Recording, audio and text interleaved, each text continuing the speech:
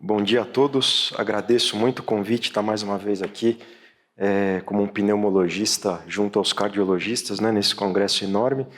E como os meus colegas aqui que me precederam já mostraram muito bem, a gente realmente precisa de um time multidisciplinar para tratar muitas das situações relacionadas às doenças da circulação pulmonar. E isso não é diferente no TEP crônico. Então, aqui meus conflitos de interesse. Bom, vou procurar pintar um quadro aqui para vocês, bastante eloquente, como este artista aqui fazia, então vou usar algumas ilustrações dele. Goya era um gênio que fez e viu coisas 50, 60, 70 anos antes de outros grandes artistas. Então ele viveu na Espanha, no século XIX, fim do século XVIII, século XIX, e eu vou procurar a ajuda dele aqui para mostrar algumas imagens e para a gente consolidar alguns conceitos aqui ao longo dessa apresentação. E não, a gente não sabe se ele teve alguma doença pulmonar, eu só vou usar o exemplo para ilustrar mesmo. Muito bem. Deixa eu ver se eu passo com esse aqui, mais fácil.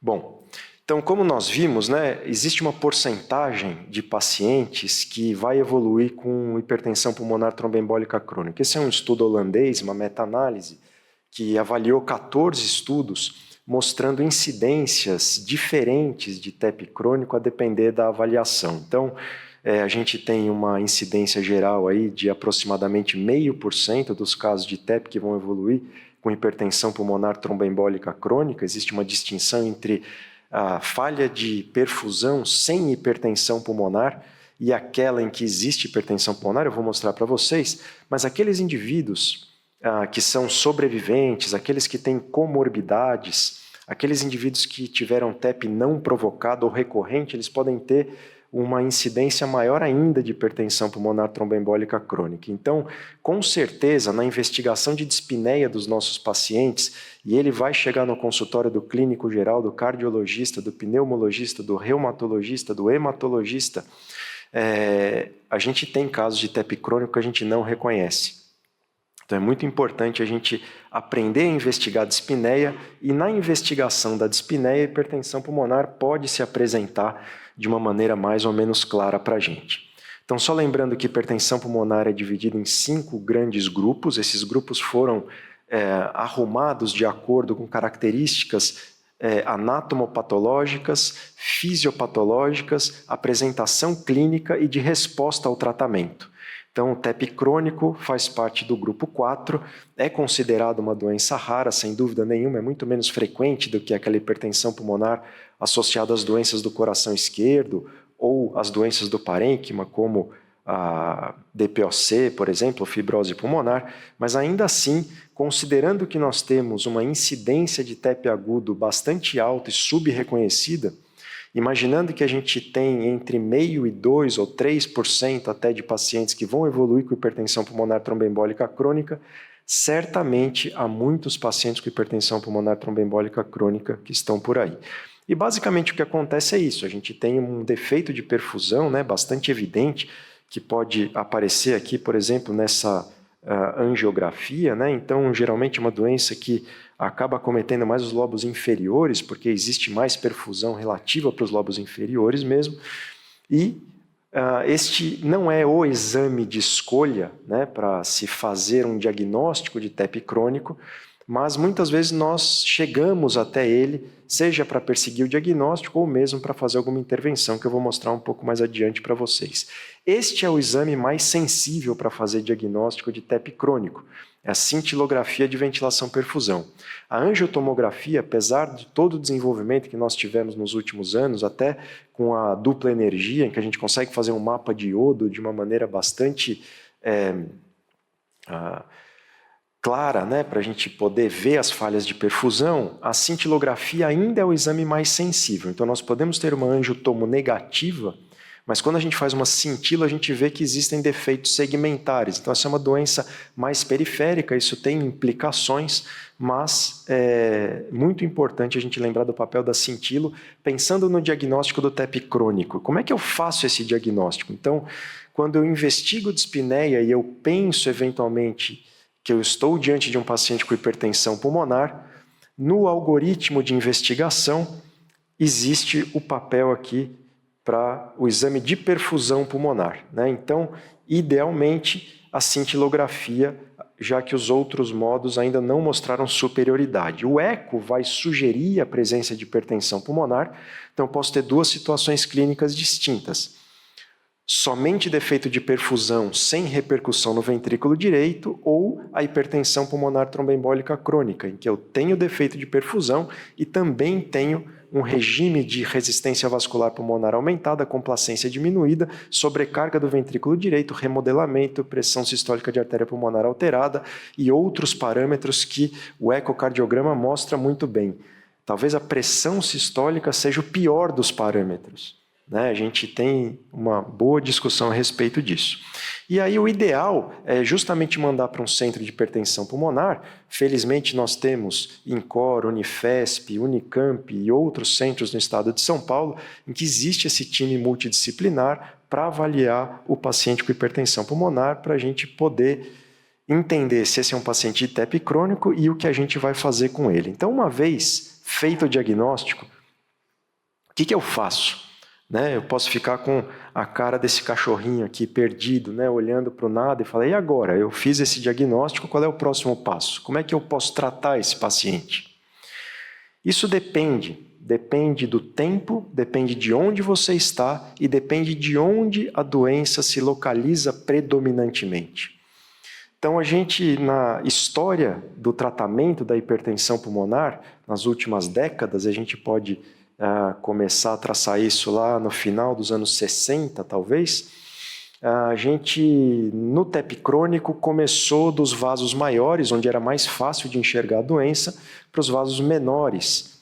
E isso acompanhou o desenvolvimento dos métodos de imagem, dos métodos de detecção moleculares e do refinamento clínico que nós atingimos para entender o que é um paciente com insuficiência ventricular direita.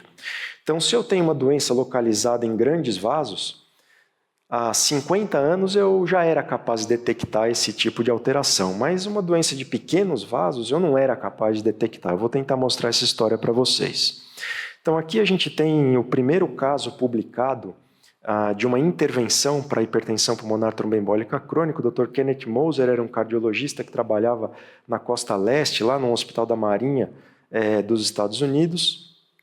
E a doutora Nina Brownald, que era a esposa do Brownald, foi a cirurgiã que operou esse caso. Então, eles identificaram um defeito de perfusão segmentar e operaram esse caso, e este foi o produto que saiu ali de dentro das artérias pulmonares deste paciente. E aqui a gente consegue ver uma melhora neste relato de caso aqui de troca gasosa, tanto no pós-operatório imediato como no segmento desse paciente de alguns anos. Então, um diagnóstico realizado com auxílio de métodos de imagem mostrando defeito de perfusão, uma intervenção para retirada desses trombos crônicos. Os trombos crônicos, eles são diferentes dos trombos vinhosos, eles são trombos já com bastante fibrina, e a remoção desses trombos. E aí, lá na costa oeste, quando o Dr. Kenneth Moser mudou para San Diego, eles desenvolveram um programa que ainda hoje é o maior programa do mundo de cirurgia de tromboendarterectomia de artérias pulmonares, e que se refinou bastante a técnica, e foram se operando pacientes cada vez mais complexos, pacientes cada vez mais graves, com ótimos resultados. Ainda hoje o melhor resultado do mundo é San Diego. Então, essa aqui é uma foto de uma visita que fizemos lá ao centro de San Diego. Aqui vocês podem ver os defeitos de perfusão da arteriografia que foi realizada antes na preparação desse paciente, e a gente pode ver aqui uma cirurgia, só para ilustrar para vocês, vamos ver aqui se vamos funcionar aqui, abrindo-se a artéria pulmonar, e o cirurgião vai procurar um plano para soltar o trombo crônico do endotélio desse paciente. E aí ele vai separando as estruturas aqui até conseguir chegar neste espécime aqui. Então, existem vários tipos, né, de trombos, né? Então, tem os níveis, né, 1, 2, 3 e 4. Então, trombos distais também resultam numa melhora hemodinâmica muito significativa. Lembrando que quanto mais longe a gente vai na artéria pulmonar, se a gente tirar um plug dali, se a gente desobstruir aquela circulação, a gente vai liberar um monte de vaso mais para frente, uma área de seção transversal resultante muito grande. Então, trombos pequenos são super importantes. Melhora a cirurgia, quanto mais longe o cirurgião conseguir ir para tirar os trombos. Então, a gente tem vários níveis e olha só a evolução aí, né? Então, dos primórdios da cirurgia para o que a gente tem hoje no mundo. O que pode acontecer com esse paciente? Edema de reperfusão no pós-operatório.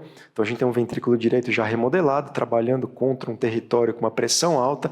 Eu tiro essa obstrução, o ventrículo continua ainda, né, com uma capacidade de trabalho muito grande, você pode ter edema de reperfusão.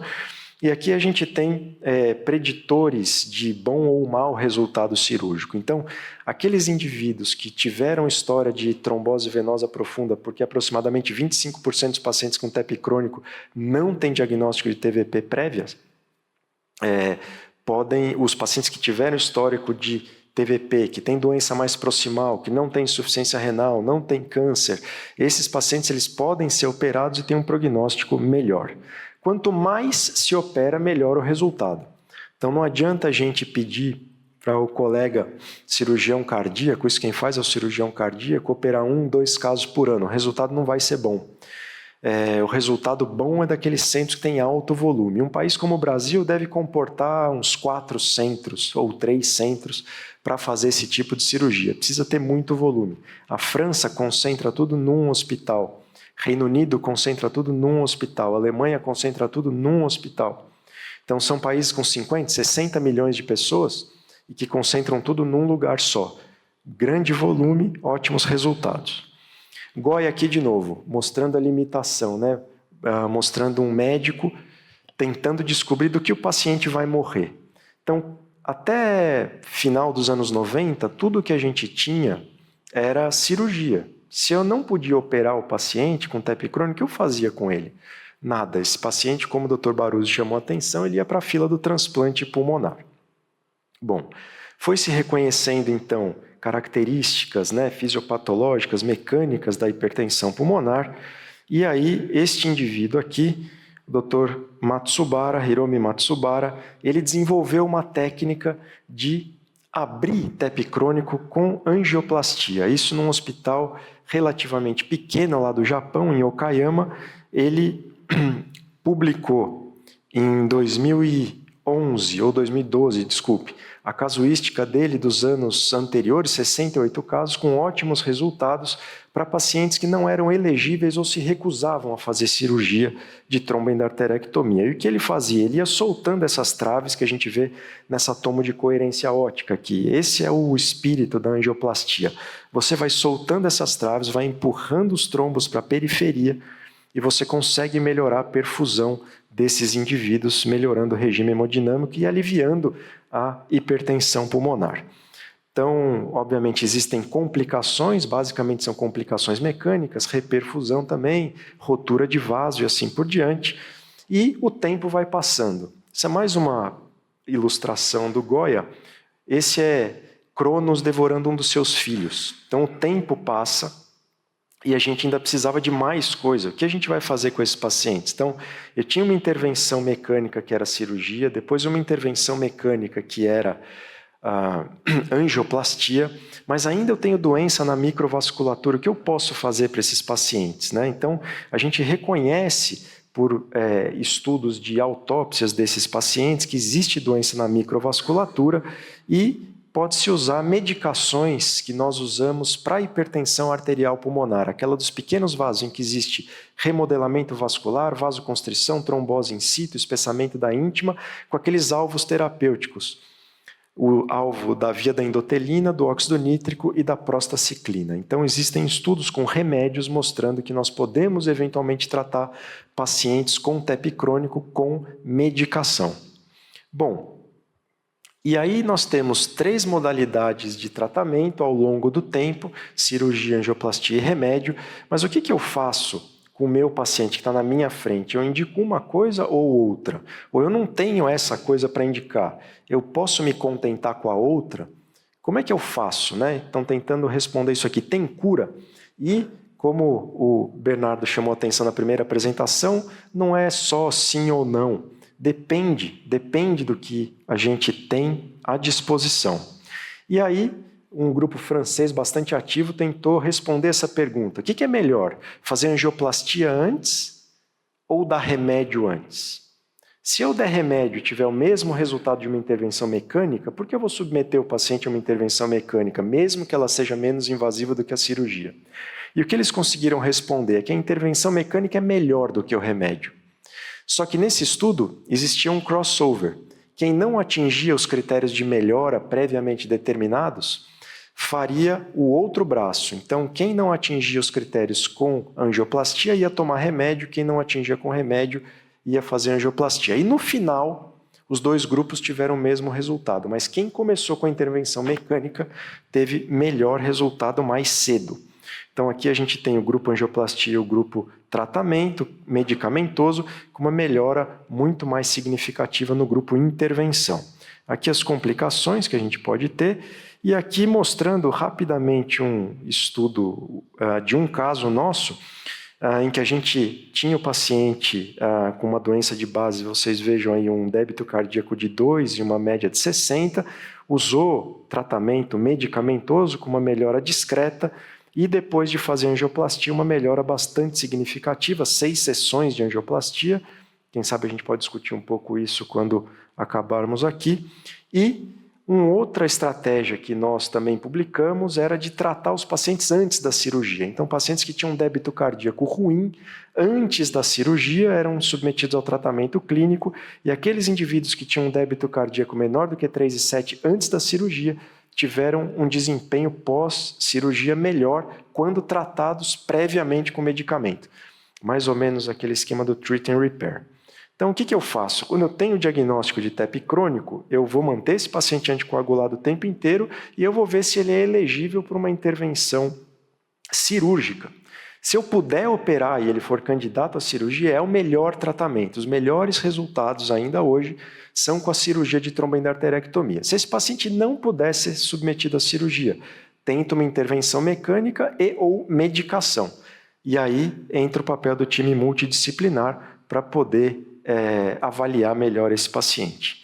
Então hoje o que nós temos é o tratamento multimodal. Então nós temos cirurgia, angioplastia e tratamento clínico, muitas vezes uma combinação de tratamentos, poucas vezes todos os tratamentos, mas nós temos que saber que temos essas opções e é possível, a única causa de hipertensão pulmonar possível de ser curada é a hipertensão pulmonar tromboembólica crônica. Então, aqui esse quadro são os pequenos gigantes, então são passos que nós vamos dando ao longo de 50 anos para oferecer um prognóstico muito melhor para os nossos pacientes. Muito obrigado.